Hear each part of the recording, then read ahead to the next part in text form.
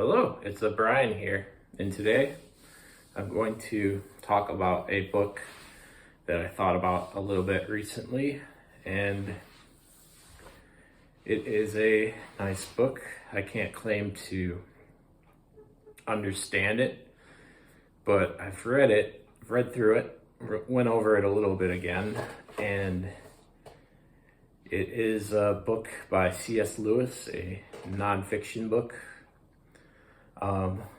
So I'm kind of looking at it from this point in time, and there's a lot of things I'm probably not going to get as I read it, but there's still a lot of good information and a lot of good references to things. It's a classic, let's just put it that way. But I've read through it, and thought about it a little bit, and I wanted to look through it again. I just wanted to discuss The Four Loves by C.S. Lewis. Maybe it's five loves, but I don't know if he counts one of the loves. All these loves on the cover are counted, I think. I would say so. But the first one is the lovings and likings of the subhumans. And that's just kind of a preface to the first love. This is kind of an interesting thing that I wanted to talk about because it's kind of hierarchical in a way, and you can kind of talk about it and kind of label it and that kind of thing, but there's definitely a lot of nuances to it as well. But I just kind of wanted to talk about them at least.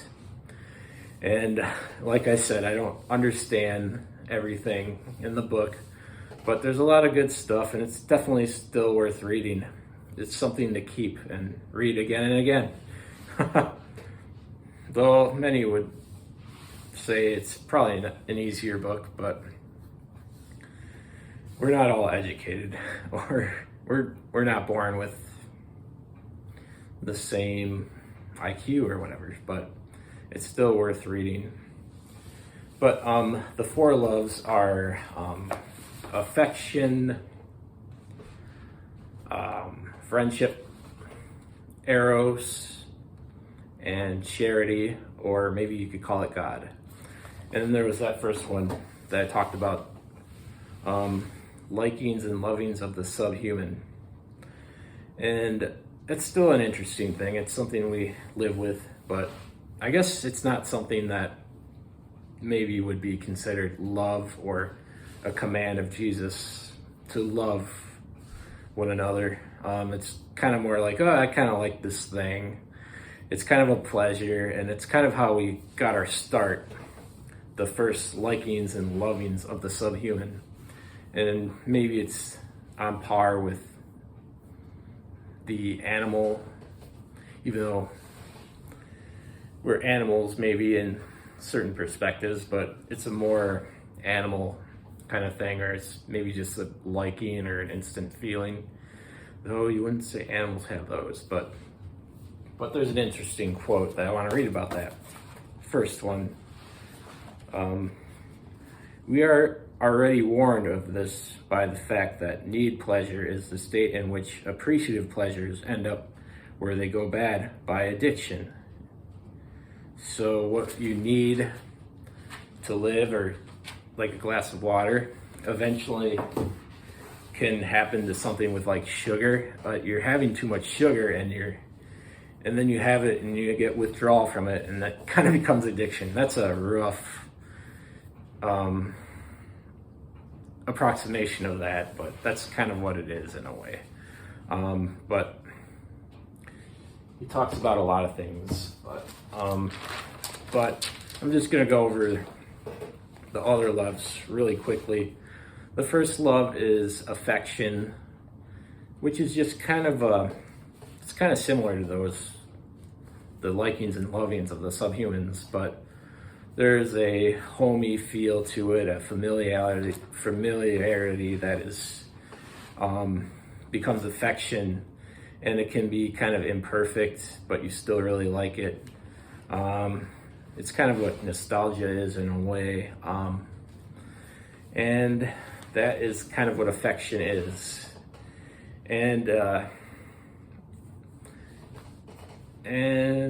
it can kind of go bad in certain ways. All these loves can go bad, and that gets explored in this book as well, which is one of the positives of this book. It shows how these loves can go bad, or how good kind of spoils, or how things can become evil in a way. How he defines it in Mere Christianity. Evil isn't necessarily evil, it's kind of good that spoiled or became bad over time. But the next one is friendship. The next love is friendship, and it's another beautiful love. It's not necessarily romantic, where you think of lovers face to face. Friends are side by side, looking at the same goal. So that's kind of a simple thing, a quote from the friendship chapter. And there's a lot of great characteristics of that. And the next love is eros, which is romantic love. And eros makes somebody want to have a lover. Eros does not make somebody want to have a lover, but a particular person a lover. So there's a love of that one person. Very often what comes first is simply a delighted preoccupation with somebody totally. Somebody in this state really hasn't leisure to think of sex, so he's kind of trying to divide Eros from Venus in this, which he means by Venus is sex or carnal pleasure together. So that's one way he kind of tries to make Eros different from, instead of sex without love, just the love there that has that sex kind of component that comes later. And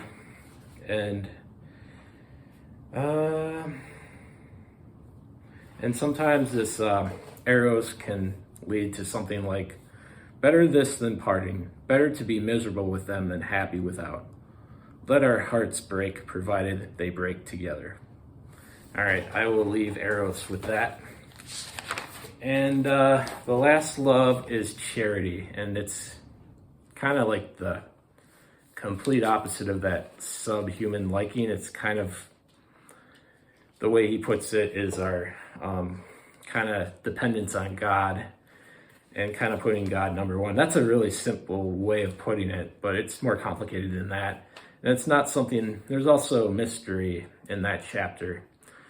We can't really claim to understand it or know how or why this thing is because of God. And kind of this, I guess it kind of puts it in perspective that we are kind of in a need thing from God, and it becomes from them, God, him.